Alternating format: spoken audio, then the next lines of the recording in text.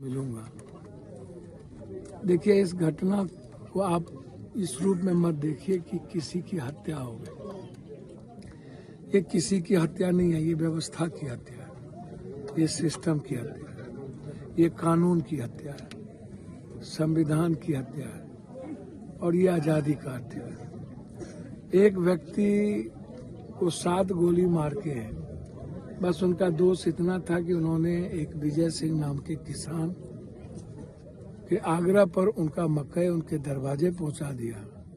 या पसंद इस इलाके के टुच्चे ऐसे लोगों को क्यों समाज छोड़ी हुई है, ऐसे लोगों को अविलंब शूट एंड साइट करनी चाहिए या तो समाज को घेर के ऐसे अपराधी को जो लगातार आधा दर्जन से ऊपर निर्दोषों की हत्या कर चुका हो, ऐसे लोगों को नंगा तार में लटका देने की जरूरत है, जो समाज के लिए नासूर हो जाए और जो किसी भी इंसान के लिए नासूर हो जाए, उसको जिंदा रहने का राइट नहीं मिलना चाहिए। कानून में ऐसे लोगों को जीने का रास्ता देता है। 5 बार ये जेल गए और 5 बार में ये 5 बार में इनको बेल मिल गई। मुझे पता नहीं, मैं कानून पर तो आरोप नहीं लगा सकता हूँ। मुझको लगता है कि कोर्ट के बारे में मेरी ओपिनियन साफ है, मैं नहीं कह सकता। और सर्वोच्च न्यायालय इसके लिए बहुत मजबूत है। लोअर कोर्ट में मानता हूँ कि व्यवस्थाओं के कारण कई सारे सवाल खड़े हुए। मेरा मानना है जब पुलिस डायरी मेरा नाम कमजोर करेगा और समय पर चार्जशीट नहीं देगा और सरकार यदि ऐसे अपराधियों का खिलाफ पीपी नहीं करेगा तो कानून पर भारी पड़ गया है इस देश में पैसा। बात समझ। नमस्कार, आप हमको सुन रहे होंगे। मैं बार बार कहता हूँ,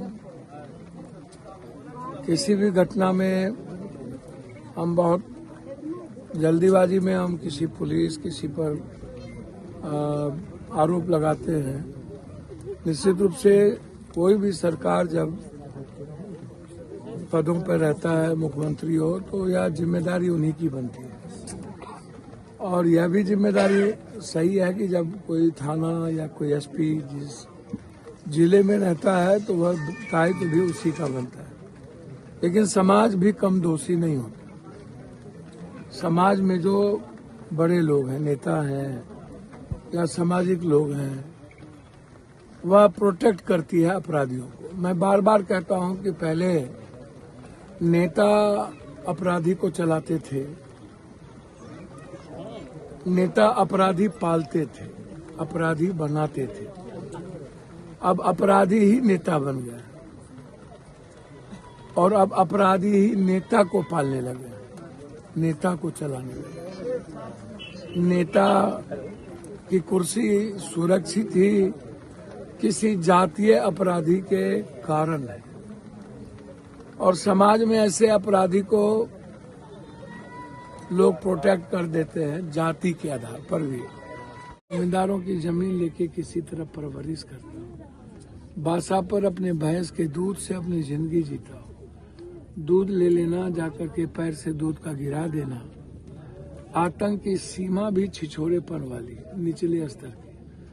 और इस कदर का आतंक कि हर आदमी स्वीकार कर लिया हो तो फिर बिहार बचने का क्या उम्मीद है। जब बिहार के 13 करोड़ लोग अपने जातीय क्रिमिनल को प्रोटेक्ट करेंगे और क्रिमिनल को ही आका मान लेंगे और क्रिमिनल को ही वोट भी देंगे और क्रिमिनल के दहशत से चुप हो जाएंगे, रास्ते कुछ नहीं बचता फिर बिहार बचने की और 13 करोड़ लोगों के बचने की। इसलिए मैं गुड्डू सिंह थाना प्रभारी को मैंने कहा कि इस इलाके में आप पेट्रोलिंग को बढ़ाइए, मकई काटना है और लोग दहशत से मकई नहीं काट रहे हैं, लोग बासा पर नहीं जा रहे हैं। और जिसकी हत्या की गई है, क्या नाम है, बाबूलाल यादव, उनके बच्चे, उनके परिवार दहशत में है।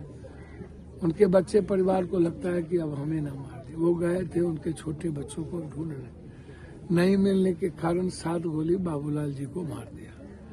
अब उनकी पत्नी आप देखिए ही किस तरह बेहोश है। बगल में उनकी मिसेज है जो बिल्कुल अपने बच्चों को लेके गंभीर चिंता है।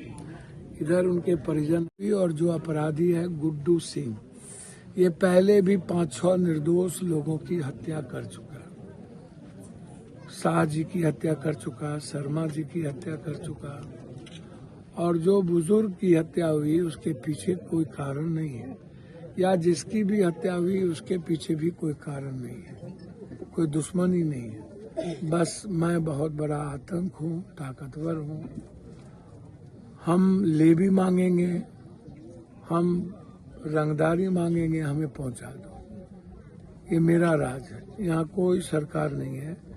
पहले भी याद होगा आपको 3-3, 4-4 लोगों की लेवी के कारण इस इलाके में कई हत्या का दौर चला था। मुझे आश्चर्य होता है जब भी मैं परबत्ता या इस इलाके में आता हूँ तो मैं लाश गिनने ही आता हूँ। ये मेरा ही दुर्भाग्य है, जब मैं कहीं जाता हूँ तो मौत में ही या किसी घटना में ही मुझे जाना पड़ता है। मैंने कभी खुशियों में मैं नहीं जा सका। मैं आपको कुछ दिन पहले छपरा में मैंने कहा, गोपालगंज में कहा, सिवान में मैंने कही। अभी जब मैं शहादत पर गया था तब भी मैंने कहा कि मैं छपरा, गोपालगंज, सिवान 81 से जाता हूँ, लेकिन लाश उठाने जाता हूँ।